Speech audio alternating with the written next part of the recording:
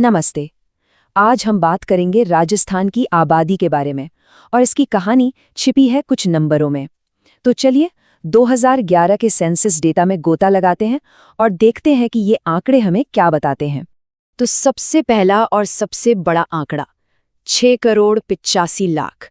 जी हाँ, 2011 में राजस्थान की आबादी थी 6.85 करोड़।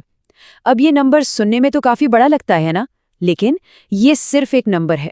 असली कहानी तो इसके पीछे छिपी है। तो सवाल ये उठता है कि ये 6.85 करोड़ का आंकड़ा असल में हमें बता क्या रहा है। देखिए, नंबरों की अपनी एक जुबान होती है, अपनी एक कहानी होती है, और राजस्थान की आबादी की कहानी वो तो काफी दिलचस्प है। अच्छा, इस नंबर को थोड़ा और समझने के लिए चलिए इसे पूरे भारत के कॉन्टेक्स्ट में देखते हैं। देश की कुल आबादी में राजस्थान का हिस्सा था करीब 5.66%। मतलब पूरे देश की आबादी का लगभग 5.5% हिस्सा राजस्थान में रहता था। और इसी 5.66% के साथ राजस्थान बन जाता है देश का 7वां सबसे ज्यादा आबादी वाला राज्य।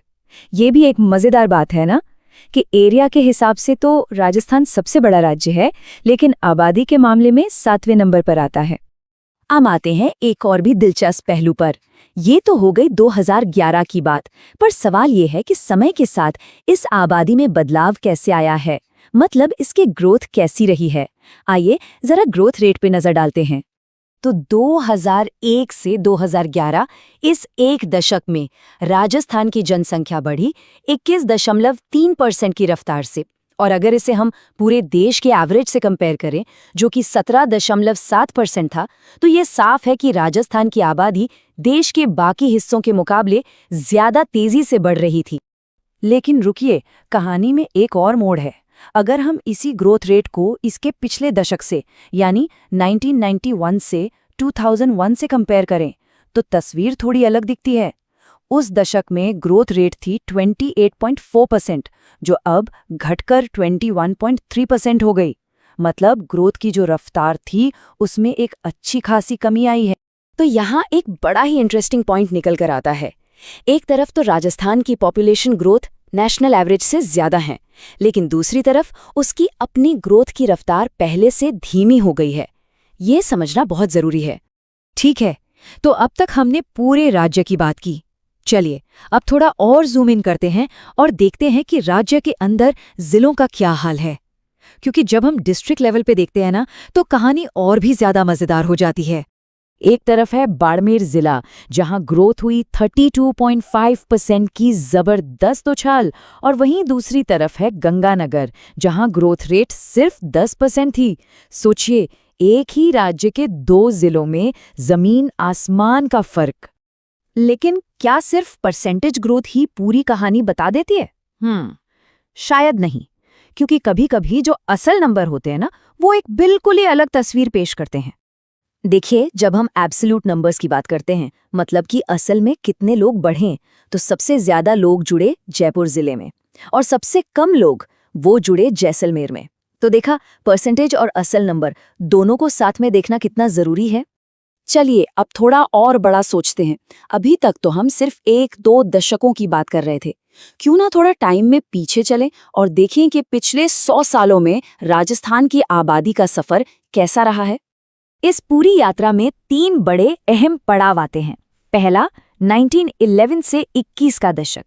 ये वो दौर था जब आबादी बढ़ने की जगह घट गई थी। फिर आया 1971 से 81 का दौर, जब पॉपुलेशन ग्रोथ अपने पीक पर थी, सबसे तेज। और फिर 2001 से 11 वाला दौर, जब रफ्तार फिर से धीमी पड़ने लगी।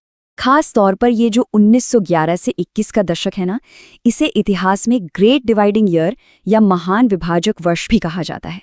ऐसा इसलिए क्योंकि उस दौरान अकाल और महामारियों की वजह से नेगेटिव ग्रोथ हुई थी। मतलब आबादी बढ़ी नहीं, बल्कि घट गई थी। ये हमारे इतिहास का एक बहुत ही अहम और दुखद चैप्टर है। अब एक सवाल ये भी उठता है कि ये सारा डेटा, ये सारे आंकड़े आते कहाँ से हैं? तो इसका जवाब है भारत की जनगणना यानी सेंसस। ये हमारे देश का सबसे बड़ा डेटा कलेक्शन का काम है। और हम जो भी बात कर रहे हैं वो सब ऑफिशियल सोर्स डॉक्यूमेंट्स पर आधारित है।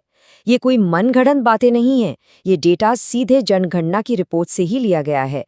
तो ये जनगणना या सेंसस होता क्या है? सीधे शब्दों में कहें तो ये एक ऑफिशियल प्रोसेस है जिसमें देश की पूरी आबादी को गिना जाता है। सिर्फ गिना ही नहीं जाता, बल्कि लोगों से जुड़ी कई और जानकारियां जैसे कि डेमोग्राफिक, इकोनॉमिक और सोशल डेटा भी इकट्ठा किया जाता है। और भारत में ये जनगणना का जो कॉन्सेप्ट है ये कोई नया नहीं है। इसका इतिहास तो बहुत ही पुराना है। सोचिए, कौटिल्य के अर्थशास्त्र तक में इसका जिक्र मिलता है। खैर, जो मॉडर्न सेंसस है उसकी पहली कोशिश 1872 में हुई। फिर 1881 में पहली बार सिस्टमैटिक तरीके से इसे किया गया और आज़ादी के बाद 1948 में तो इसके लिए बाकायदा कानून भी बना दिया गया। तो ये सारी कहानी थी 2011 के सेंसस की।